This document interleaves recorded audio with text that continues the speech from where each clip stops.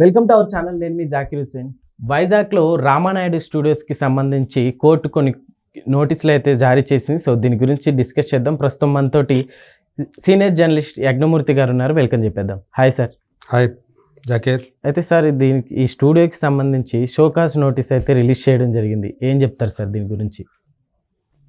ఎప్పుడో అంటే 2010 అంటే 2010 అంటే ఇప్పుడు 2025 15 సంవత్సరాల క్రితం అప్పటి ప్రభుత్వం, ఆంధ్రప్రదేశ్ ప్రభుత్వం విశాఖపట్నంలో తెలుగు చలనచిత్ర సీమ అభివృద్ధి కోసం అని చెప్పేసి వీళ్ళు అర్జీ పెట్టుకుంటే మాకు అక్కడ మేము డెవలప్ చేస్తాం, మేము స్టూడియోలో కట్టుకుంటాం, అంటే షూటింగ్ చేసుకోవడానికి అనుకూలంగా ఉంటుంది. సో దానికోసం అని చెప్పేసి వాళ్ళు పెట్టుకున్నటువంటి అర్జీ కోసం దాని నిమిత్తం దాదాపు 34 ఎకరాల పైనే అప్పుడు ప్రభుత్వం రామానాయుడు స్టూడియో కోసం స్థలాన్ని కేటాయించింది. దాని మీద వాళ్ళు అక్కడ ఒక స్టూడియోని కట్టడం మొదలుపెట్టారు. కొన్ని కట్టడాలు అయితే కొన్ని 2-3 బిల్డింగ్లు అయితే కట్టారు అక్కడ.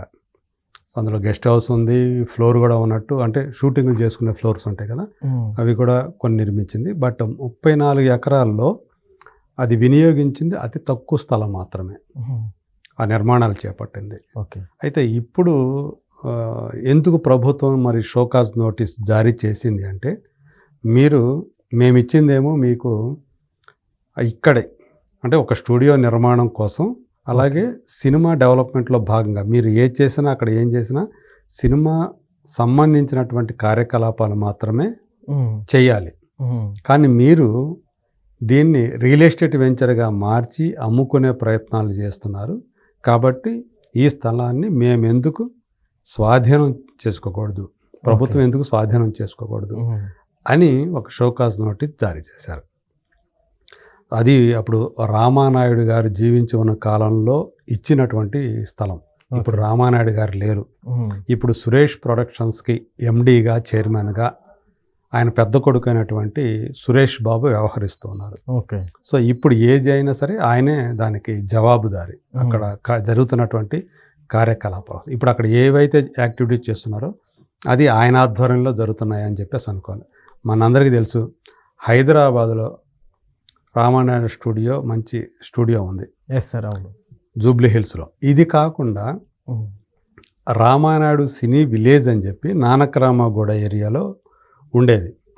సో దాన్ని కూడా ఇప్పుడు మొత్తం కూడా అమ్మేసుకున్నట్టుగా మనకి తెలియవస్తుంది. ఇప్పుడు విశాఖపట్నంలో వాళ్ళు ఏదైతే మాకు స్టూడియోకి స్థలం ఇవ్వండి అని చెప్పి తీసుకున్నారో ప్రభుత్వం 34 ఎకరాలు, దాన్ని ఇప్పుడు మిస్యూజ్ చేస్తున్నారు అని చెప్పి ప్రభుత్వం అభిప్రాయపడింది. మీరు అక్కడ చేయాల్సిందేమో సినిమా ఇండస్ట్రీకి సంబంధించినటువంటి కార్యకలాపాలు, అంటే మీ స్టూడియోని ఎక్కడైతే ఇక్కడ రామానాయుడు స్టూడియోలో ఎలాంటి కార్యకలాపాలు చేస్తూ ఉన్నారో, అంటే ఫ్లోర్స్ నిర్మించడం, అలాగే సినిమాకి సంబంధించినటువంటి పోస్ట్ ప్రొడక్షన్ విభాగాలకు ఏవైతే ప్రాసెసింగ్ ఉంటుందో, ఎడిటింగ్ సూట్లు కానివ్వండి, డబ్బింగ్ సూట్లు కానివ్వండి, రికార్డింగ్ థియేటర్లు కానివ్వండి, ఇలాంటివి ఏర్పాటు చేయాలి. సో కానీ మీరు దానికి భిన్నంగా రియల్ ఎస్టేట్ వెంచర్లు వేసేసి అమ్ముకోవటం అనేది పూర్తి విరుద్ధం. అంటే గతంలో వైసీపీ ఉన్నప్పుడు గత 5 ఏళ్ల కాలంలో ఇలాంటి పనులు ఏవో చేస్తున్నారని చెప్పి దాని దృష్టికి వెళ్ళి వాళ్ళు ఏదో దాన్ని వెనక్కి తీసుకునే ప్రయత్నం అక్కడ జరిగినట్టు, వేరే విధంగా జరిగినట్టు తెలిసింది. కానీ ఇప్పుడు ఈయన అంటే సురేష్ ప్రొడక్షన్స్ వాళ్ళు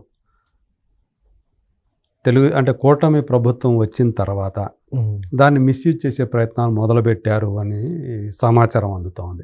అందు గురించే ఇప్పుడు ప్రభుత్వం దాని మీద సీరియస్గా తీసుకుంది. ఎందుకంటే ఇప్పుడు చాలా పారదర్శకంగా ఉండటం కోసం కూటమి ప్రభుత్వం ఆలోచిస్తూ ఉంది, దానికి తగ్గట్టుగా ప్రయత్నిస్తూ ఉందని మనకు తెలుస్తూ ఉంది.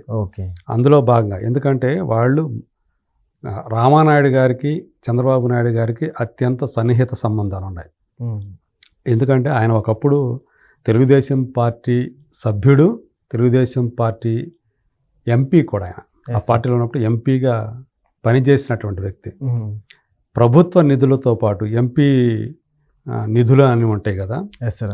ఆ ఎంపీ నిధులతో పాటు తన సొంత నిధులను కూడా, తన సొంత డబ్బును కూడా ఖర్చు పెట్టి తన నియోజకవర్గంలో, అంటే బాపట్ల పార్లమెంటు నియోజకవర్గంలో చాలా అభివృద్ధి పనులు చేశారు ఆయన. ఓకే. అలా ఒక మంచి మనిషిగా రామానాయుడు గారు పేరు సంపాదించుకున్నారు. సో తర్వాత ఆయన రాజకీయాల నుంచి, క్రియాశీల రాజకీయాల నుంచి బయటకు వచ్చేసారు, అది వేరే విషయం. సో వయసు రీత్యా ఇంకా చాలా అనుకున్నారు ఆయన. సో సరే, ఈ మధ్యకాలంలో ఆయన కాలం కూడా చేశారు. సో ఇప్పుడు మరి ఆయన తర్వాత ఆయన లెగసీని ప్రొడ్యూసర్గా కంటిన్యూ చేస్తుందేమో పెద్ద కొడుకు సురేష్ బాబు. ఇక హీరోగా వెంకటేష్ మనందరికీ తెలుసు, విక్టరీ వెంకటేష్గా పేరు తెచ్చుకొని స్టార్ హీరోగా ఎదిగారు ఆయన చిన్న కొడుకు. సో అలా తండ్రి వారసత్వాన్ని వాళ్ళిద్దరూ కూడా ఒకరు నిర్మాతగా ఒకరు హీరోగా కొనసాగిస్తూ వస్తున్నారు. వైజాగ్లో పర్టికులర్గా సినిమా అభివృద్ధి కోసం మీరు పాటుపడాల్సింది పోయి ఏవో కొన్ని నిర్మాణాలు చేసి మిగతా స్థలాన్నంతా కూడా అలా ప్లాట్లు వేసి చేయటం అనేది నిజంగా అది ప్రభుత్వం నుంచి తాము పొందిన లబ్ధి ఏదైతే ఉందో దాన్ని దుర్వినియోగం చేయటం. చాలా అతి తక్కువ మొత్తంలో, చాలా తక్కువ రేటుకి వాళ్ళకి ఆ స్థలాన్ని ఇచ్చారు. ఎందుకు ఇచ్చారు? దీనికోసమే, స్టూడియో నిర్మాణం కోసమే. మీరు అది మానేసేసి దాన్ని అమ్ముకుంటే వేరే ప్రైవేటు స్థలంలాగా అమ్ముకోకూడదు, ఈ నిబంధనలు ఉన్నాయి అన్నమాట.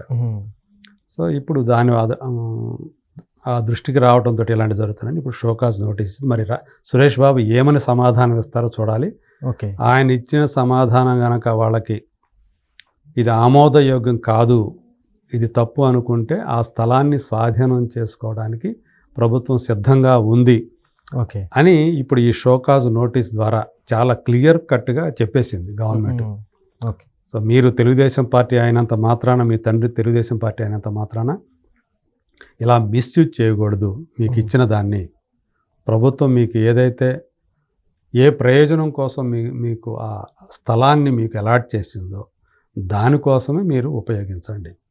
అదర్ దాన్ని మీరు వేరే దానికోసం ఉపయోగిస్తామంటే అవసరంలా, మేము ప్రభుత్వం దాన్ని తిరిగి తీసేసుకుంటుంది ఓకే అని చెప్పేసింది. మరి ఇప్పుడు బాల్ అనేది ఆయన కోర్టులో ఉంది, సురేష్ బాబు చేతుల్లో ఉంది.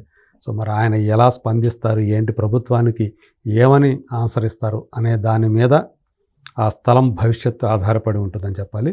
అది మిస్యూజ్ కాకుండా ప్రభుత్వం ఖచ్చితంగా తగిన చర్యలు తీసుకుంటుందని చెప్పి అందరూ కూడా ఆశిస్తూ ఉన్నారు.